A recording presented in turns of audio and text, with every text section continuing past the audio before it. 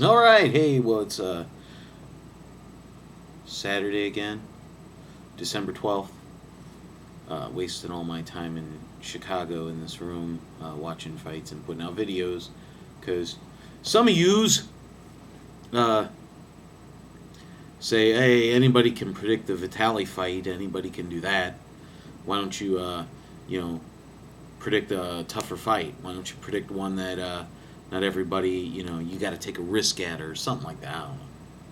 So I said, okay, I'll do the Timothy Bradley Lamont Peterson fight. First, I'll break down the fighters. Then I'll give my prediction, stuff like that. You look at Lamont Peterson, 27-0, 13 knockouts on his record, 48% knockout ratio. So he's not a monster puncher, but he's got some power. He's coming in. You look at his quality of opponents, and he hasn't fought the best quality.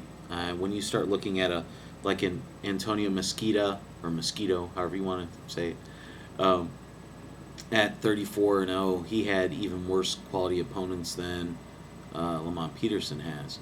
Now, you look at a Willie Blaine, who suffered a horrific hand injury during their fight. He beat him. Leonardo Tyner.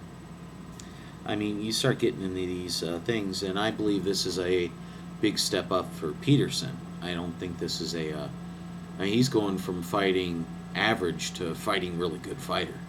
So this is a nice jump up for him. Now, he's never went 12 rounds before. He's been scheduled to go 12, but he's never went 12. He's went 10 rounds a couple times. So, I mean, the stamina thing will be a little bit in question if it's been a heated fight and he starts going into the 11th and 12th rounds like that. Because let's face it, over half his opponents go the distance with him. And a lot of them haven't been that good, and they've went the distance with him.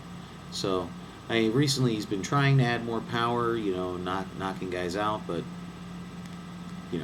still, 50% of the guys are going the distance with him. That's the truth. Now he's a boxer, and he's got good speed. He's got good speed for his at 140 there. Not great speed, but he's got good speed. He's got a nice D. He keeps that jab, the D real tight, nice and tight, and he throws he throws a nice jab up and down, and everything like that. So it's nice to see him work the body with that jab. He throws with power or aggression, when he does throw, and throws a lot of hooks. I like that, but once again, when you're only 50%, how hard are they? But he throws them. He's a good counter puncher. He does have a tendency to drop his hands when he's opening up. So that's something to look forward to when he's fighting a very seasoned fighter that has the ability to take advantage of these things.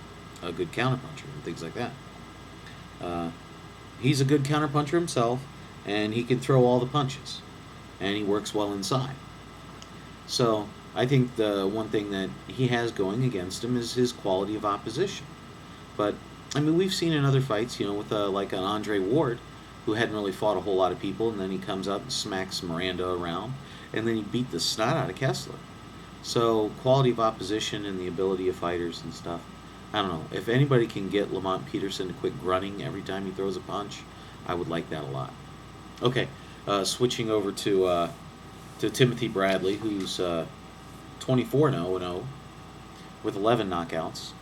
He's a champ in this one. He's fought the much better fighters. When you even start mentioning Junior Whittier, Witter is by far better than anybody that Peterson's fought. Kendall Holt, he beat Kendall Holt, and he also smacked around Miguel Vasquez. So, I mean, he's fought the better quality of fighters. Now, and he was in a fight with Campbell, but that cut and everything kind of came up. He was in a fight. That was going to be a good fight, and I was really excited to see that. And hopefully, they get that rematch going and get that up and running soon. As I said, he's fought the best class of opponents, better class of opponents. He is very active. He does a lot. He has a lot of movement. He's very aggressive. He works the jab and as well, and he goes head and body with the jab. which is always nice. I love the jab. He holds his left a bit low for me.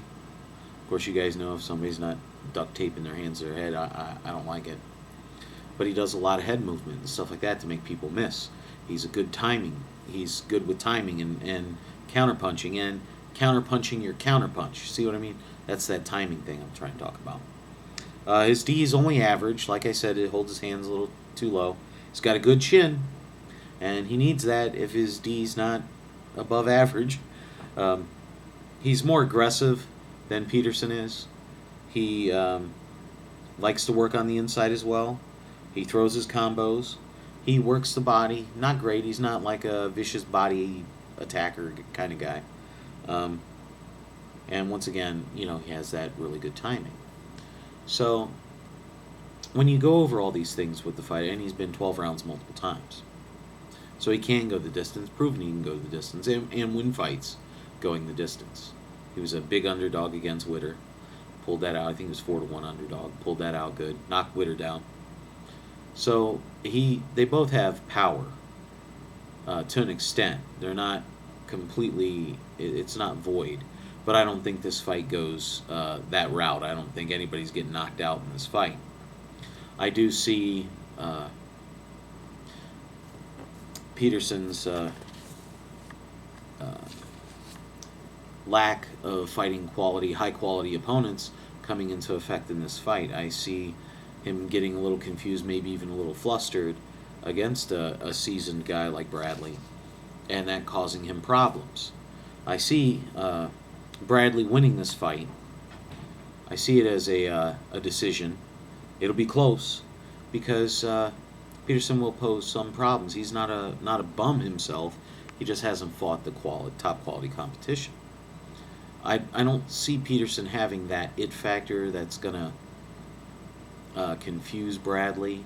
I don't think he has enough boxing ability or knowledge, I should say, to confuse Timothy Bradley. So I think that works against him in this fight. And I think, as I said before, I think that's why Bradley takes the decision. Okay? Well, hey, this is Bigragu. I need to get out there and enjoy my Chicago. So y'all have a wonderful weekend, all right? I'm out.